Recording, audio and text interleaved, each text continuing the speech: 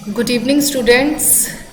आज जो हमारा टॉपिक रहेगा वो हमारी एक पोएम है और जो पोएम का नेम है वो है death be not proud. Holy sonnet भी कहा जाता है, holy sonnet 10 which is written by John Donne. जैसे कि आप सब स्टूडेंट स्क्रीन पर देख भी रहे हैं कि पोएम का नेम जो मेंशन हो रहा है वो है डेथ बी नॉट प्राउड, मतलब मृत्यु तुम घमंड मत करो। मतलब यहाँ पर अगर हम पोएम को जस्ट एक टाइटल के अकॉर्डिंग जो है आइडेंटिफाई करना चाहे तो उससे हमें इतना मैसेज क्लियर हो रहा है, समझ में आ रहा है, मिल रहा है हमें कि इस पोएम के अंदर हम डेथ के बारे में पढ़ेंगे जिसमें ये कहा जाएगा डेथ बी नॉट प्राउड, मृत्यु तुम घमंड मत करो। ठीक है, sorry for it. Side by side bracket में एक चीज और भी मेंशन हो रही है कि इसका एक दूसरा नाम ऑल्सो मेंशन हो रहा है, वो है होली सोनेट 10। एक्चुअल में जो जॉन डन है इन्होंने सोनेट सीक्वेंस लिखे थे। ठीक है, इन्होंने सोनेट सीक्वेंस लिखे थे जिसमें से जो 10 नंबर का जो रैंक है वो उसका नाम था death be not proud. Okay, and he was born on 1572 and died on 1630। ठीक है, अगर मैं इस तरीके से अगर मेंशन करें, अगर हम डेथ बी नॉट प्राउड को होली सोनेट 10 से भी हम मेंशन करें तो ये भी सही रहेगा यहाँ पर। सेकेंडली जो एस्पेक्ट आ रहा है कि पोएम स्टार्ट करने से पहले again it is very essential to read something about a John Donne, to learn something about a John Donne और अ पोएट। जॉन डन जो है he is mainly leading figure in the field of metaphysical poetry. Metaphysical poetry के मामले में ये बहुत ही श्रेष्ठ कवि रहे हैं, बहुत ही फेमस कवि रहे हैं। And now the question is arise, what is the metaphysical poetry? Metaphysical poetry क्या होता है, या मेटाफिजिकल पोइट्स को किनको कहा गया है? ठीक है, तो ये चीज बताने से पहले ये मेटाफिजिकल पोइट का मेटाफिजिकल का मतलब समझ लीजिए। मेटाफिजिकल जो बना है ये 2 वर्ड से बना है, Meta plus physical. Okay, Meta का मतलब होता है बियॉन्ड एंड फिजिकल का मतलब होता है बियॉन्ड द फिजिकल वर्ल्ड। अगर मैं इनको कंबाइन कर दूं तो इसका मीनिंग यही बनेगा, बियॉन्ड द फिजिकल वर्ल्ड। मतलब इस तरीके की पोइट्री जो कंप्लीटली स्पिरिचुअलिटी से भरी हुई है, जो कंप्लीटली आध्यात्मिक बातों से भरी हुई है, या जो हमारी सोसाइटी से रिलेट नहीं करती, जिनके बारे में हम अपनी डेली रूटीन में बात करते हैं, उनसे बिल्कुल बियॉन्ड है, तो दैट मीन्स वो कौन सी पोइट्री होगी? Metaphysical poetry. जैसे कि अब टाइटल से पता भी लग रहा है, जब हमने ये कहा मृत्यु तुम घमंड मत करो, मतलब ये इस तरीके का टॉपिक है जो जनरली ना मैंने कभी मृत्यु को देखा, बस सिर्फ इतना सा थॉट प्रोसेसिंग लोगों की देखी है कि हाँ डेथ से डर लगता है, या एक तरह से कभी भी कोई भी पर्सन की डेथ हो जाती है, भाई by chance, by luck, by fate, कुछ भी कह लीजिए यहाँ पर। तो मतलब यहाँ पर इस पोएम के अंदर जो स्पीकर है, दैट मीन्स जो पोएट है जॉन डन है, वो एड्रेस करेंगे डेथ को। Okay, John Donne addressing to death, death को वो है कंटिन्यूसली एड्रेस करेंगे। तो अगर मैं ये कहूँ कि जो पोएम है it is a completely direct address to death, तो ये बिल्कुल सही बात है। और डायरेक्ट एड्रेस जब ये करते हैं डेथ को, तो साइड बाय साइड वो ये भी कहते हैं कि death is not so powerful और स्केरी। डेथ ना तो इतनी ताकतवर है, ना टेरिबल है, ना भयानक है, मतलब इस तरीके की नहीं है। इनफैक्ट इट इज पावरलेस, बल्कि ये तो पावरलेस है, इसमें ये शक्तिशाली नहीं है। ओके, आई होप आपको इतनी सी ये बातें क्लियर हो गई होंगी जो भी मैंने आपको बताई है। अब मैं इनका line to line explanation start कर देती हूँ। जो आपकी पोएम स्टार्ट हो रही है, again it is of 14 lines. ठीक है, 14 लाइन्स है और लिखा आइम्बिक पेंटामीटर में ही लिखा गया है। ये पोएम जो है again it is written in iambic pentameter.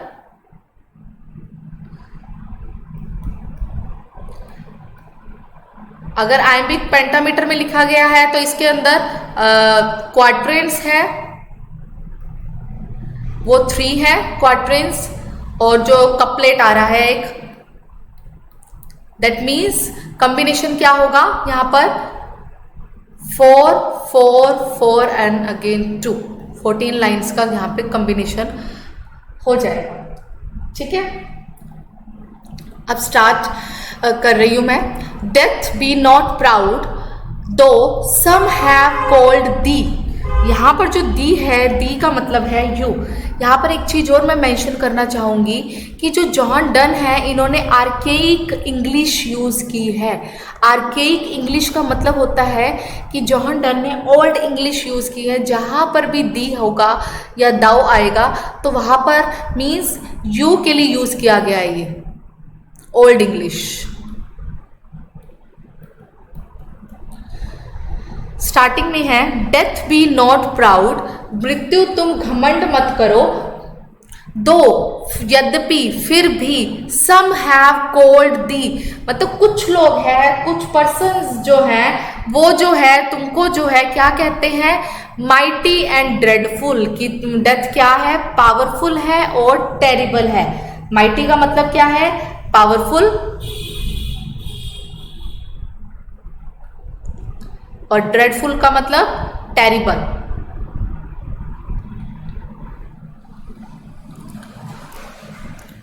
For thou are not so, और यहां पर यह भी कहा गया है और तुम्हारी मतलब फॉर दाउ, और thou again is use for you, जो और जो तुम हो और जो तुम्हारी आर्ट है। ठीक है, आर इज मतलब यहाँ पे आर्ट की बात की गई है कि जो तुम्हारी जो कला है, नॉट सो, वैसी कला भी नहीं है, तुम्हारा वो स्किल भी नहीं है, तुम्हारा वो टैलेंट भी नहीं है। कैसा, जस्ट लाइक अ पावरफुल और a terrible person.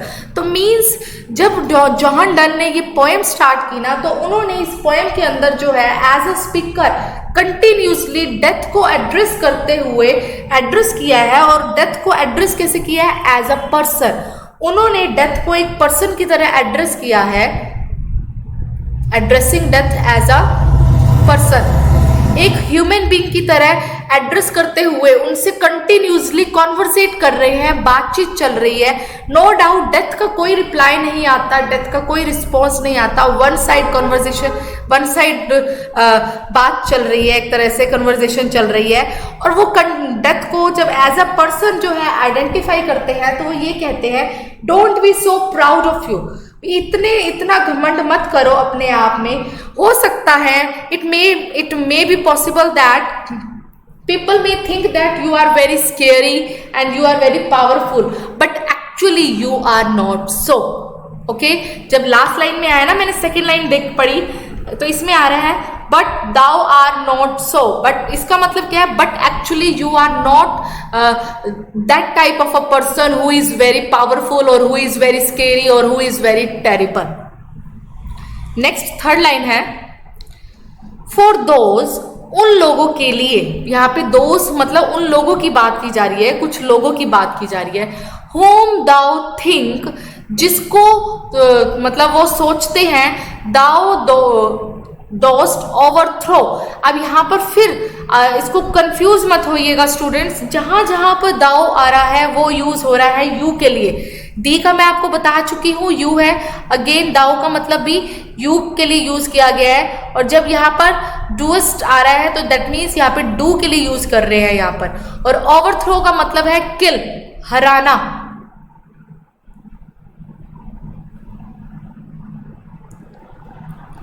Yes, for those whom thou thinkest thou do overthrow, कहते हैं उन लोगों के लिए जो ये सोचते हैं कि तुम बहुत पावरफुल हो, टेरिबल हो और किसी भी पर्सन को मार सकते हो।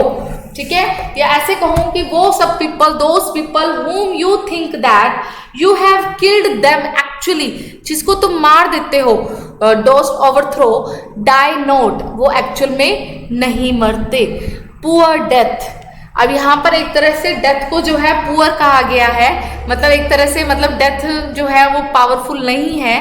नॉर येट कैंस्ट दाउ किल मी, हालांकि अगर देखा जाए तो जो डेथ जो है, जो तुम हो दाउ, नॉट इवन किल मी, मुझे भी तुम नहीं मार सकते। तो यहाँ जॉन डन ये कहते हैं कि ना तुम किसी पर्सन को मार सकते हो, ना ही कोई पर्सन मर सकता है पुअर डेथ, और ना तुम इतने पावरफुल हो कि तुम मुझे मार सकते हो। You can't kill me as well, तुम मुझे भी नहीं मार सकते हो।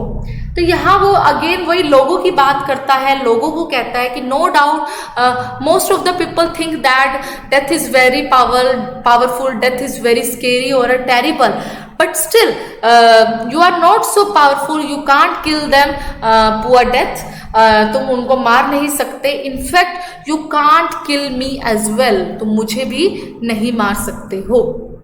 अब ये 4 लाइन्स कंप्लीट हुई है, दैट मीन्स फर्स्ट क्वार्टरेन कंप्लीट हो गया है। अब जब सेकंड क्वार्टरेन में स्टार्ट करूंगी तो सेकंड क्वार्टरेन में जॉन डन जो है कंपैरिजन कर रहा है डेथ का रेस्ट और स्लीप से। वो ये कहता है कि जैसे रेस्ट करने से या स्लीप लेने से हमें प्लेजर मिलता है, हम कंफर्ट मिलता है, रिलैक्स हो जाते हैं, अगर हम थोड़ी देर का रेस्ट करते हैं, थोड़ी देर की स्लीप लेते हैं 6 से 8 घंटे की, तो हम इतना रिलैक्सफुल फील करते हैं, रिलैक्सिंग फील करते हैं। तो इट मीन्स क्या है, और अगर इट मीन्स ये हुआ कि अगर किसी पर्सन को डेथ आ भी गई तो इट मीन्स वो तो परमानेंटली उसको प्लेजर मिल गया, परमानेंटली उसको रिलैक्सेशन मिल गया। तो again there is no need to feel death as a proudy person, कोई ज़रूरत ही नहीं है कि वो अपने आप को प्राउड फील करे या एरोगेंस उसमें आए, घमंड उसमें आए, तो कोई ज़रूरत ही नहीं है। ओके, तो मैं स्टार्ट कर रही हूँ, यही 5th line. From rest and sleep which but thy picture be, again thy जो है तुम्हारी, डाई का मतलब योर कहते रेस्ट और स्लीप जो है आराम करना और थोड़े टाइम की नींद जो है, विच बट डाई पिक्चर्स भी, जो कहीं ना कहीं तुम्हारी ही पिक्चर्स हैं, ठीक है। वो रेस्ट और पीस जो है, these are nothing but just your pictures, सिर्फ तुम्हारी पिक्चर ही है। तो अगर ये जो है much pleasure then from thee much more must flow, तो यहाँ पर क्या कहा गया है कि इन पिक्चर से जो रेस्ट और स्लीप जो है, ये दोनों जब डेथ की पिक्चर है और उससे हमें मच प्लेजर, काफ़ी खुशी मिलती है, कंफर्ट मिलता है। मच प्लेजर का मतलब काफ़ी कंफर्ट मिलना, खुशी मिलना। देन फ्रॉम दी, तो फिर तुमसे मच मोर, तो तुमसे तो कहीं गुना मिलेगा मस्ट फ्लो का मतलब मिलना, गेन होना, गिव, मस्ट फ्लो का मतलब, और मस्ट जब लग गया तो मिलना ही चाहिए, कंपल्शन लग गई एक तरह से कि जब रेस्ट और पीस से मुझे इतना कंफर्ट मिल रहा है तो वहां से तो डेथ से तो परमानेंटली मिलेगा ही मिलेगा, गिव या मिलना। ओके, तो यहाँ पर मैं कह सकती हूँ कि जो रेस्ट एंड पीस है, these are just the temporary pleasurable things, but death are suppose to give us more and more pleasure, ये हमें ज़्यादा से ज़्यादा प्लेजर देते हैं, more and more comfort also. Okay, next है लाइन, एंड सुनेस्ट, और बड़ी जल्दी ही our best man with thee do go, और बड़ी जल्दी ही हमारे जो अच्छे से अच्छे इंसान हैं विद दी, तुम्हारे साथ, दी का मतलब तुम्हारे साथ, डू गो चले जाते हैं। जनरली ये एक कंसेप्ट आता है, लोगों की ये बिलीफ भी रही है कि अच्छे लोग जो है, अच्छे लोगों को भगवान जल्दी बुला लेते हैं, उनकी डेथ जल्दी हो जाती है, ऐसा कहा जाता है। In the same way John Donne भी यही कहते हैं कि बड़ी जल्दी हमारे जो बेस्ट मैन है, तो यहाँ पर बेस्ट मैन जो यूज़ किया गया हमारे सोल्जर्स के लिए यूज़ किया गया है, हमारे ब्रेवो मैन के लिए यूज़ किया गया है। जितने भी सोल्जर्स हैं जो सरहद के पार हमारे देश की रक्षा में लगे हुए हैं, उनके लिए यूज़ किया गया है। कहते हैं वो बहुत जल्दी ही चले जाते हैं, और जब वो जाते हैं तो क्या होता है, रेस्ट ऑफ देयर बोन्स, उनके बोन्स को रिलैक्सेशन मिलता है, रेस्ट मिलता है, और side by side souls delivery, और उनकी आत्माओं को, आत्मा की मतलब आत्मा उनकी फ्री हो जाती है एटर्नल लाइफ में जाने के लिए। एक तरह से कहाँ से फ्री हो जाती है, डिलीवरी, सोल्स डिलीवरी का मतलब यहाँ पे है कि उनकी सोल्स परमानेंटली फ्री हो जाती है। कहाँ से, from the pains of the world. Okay, यहाँ पे मैं लिख देती हूँ, सोल्स डिलीवरी का मतलब पहली बात तो ये कि यहाँ पर बात की गई है फ्री की, कि आत्मा जो है फ्री हो जाती है, पर कहाँ से होती है, from the pains of the world.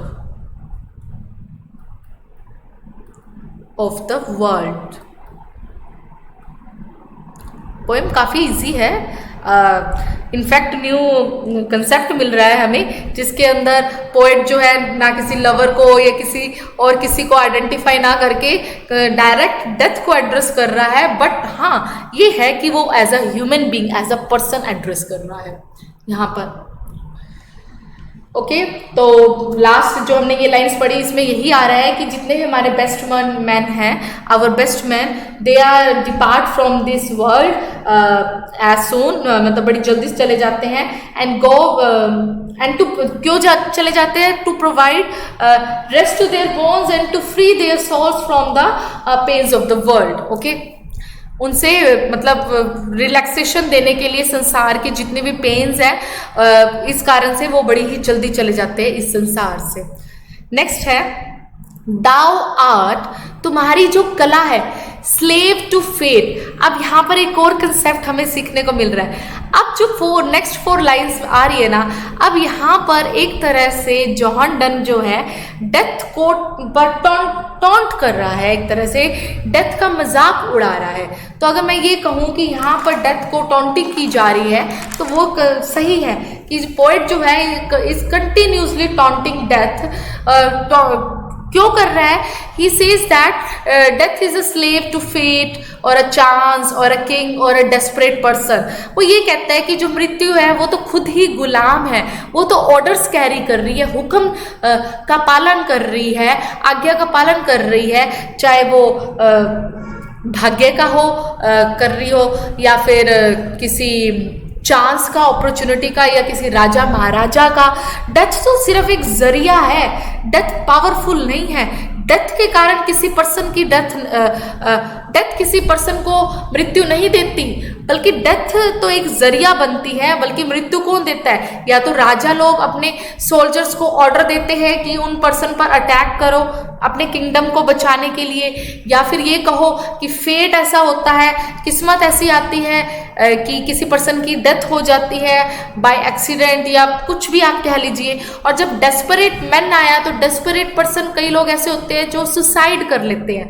तो यहाँ पर भी यही कहूंगी कि जो पर्सन सुसाइड करते हैं तो डेथ थोड़ी ना किसी पर्सन की मृत्यु लेकर आई, एक तरह से उस पर्सन का जो अंदर से पावर थी, करेजियसनेस थी, वो डाउन हो गई।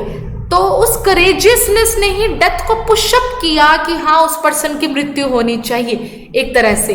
तो यहाँ पर यही लाइन बोली गई है। फर्स्ट इधर जो मैं लाइन पढ़ रही हूँ, thou art slave to fate, chance, kings and desperate man, कि जो तुम्हारी कला है, तुम्हारा जो स्किल है, it is a slave. Slave का मतलब होता है गुलाम, आर्ट का मतलब है स्किल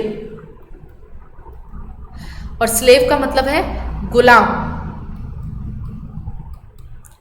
गुलाम है फेट का, फेट का मतलब किस्मत हो गई, चांस, अपॉर्चुनिटी, बाय चांस ऐसा होना किसी तरीके से, किंग्स राजा का, या डेस्परेट पर्सन का। तो यहाँ पे मैं क्रिमिनल्स भी कह सकती हूँ, या ऐसे पर्सन जो सुसाइड कर लेते हैं, कोई ना कोई गलत काम करते हैं, उसके लिए भी कहूँगी। ठीक है, नेक्स्ट आता है यहाँ पर and dost with poison war sickness dwell.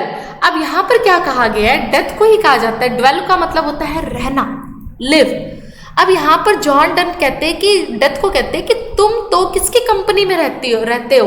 तुम तो जहर की कंपनी में, पॉइजन की कंपनी में रहते हो, लड़ाई झगड़े की कंपनी में रहते हो, बीमारी की कंपनी में रहते हो। मतलब जितने भी बुरी चीजें हैं उन सब के साथ तुम की कंपनी में रहते हो।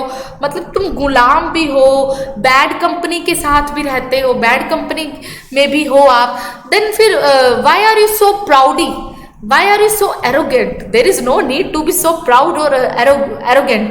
भी कोई ज़रूरत ही नहीं है इतना प्राउडी होने के लिए कि गलत से गलत कंपनी में आप रहना है, या फेट, चांस, किंग्स या डेस्परेट पर्सन के गुलाम हो। तो इट मीन्स यहाँ पर मतलब डेथ को प्राउडी होने की कोई भी ज़रूरत नहीं है। नेक्स्ट है एंड पॉपी और charms can make us sleep as well. अब यहाँ पर पॉपी का मतलब होता है अफीम, ड्रग्स, ऐसे कहूंगी। पॉपी का मतलब यहाँ पर क्या है कि ड्रग्स लेना, और चार्म्स का मतलब होता है जादू।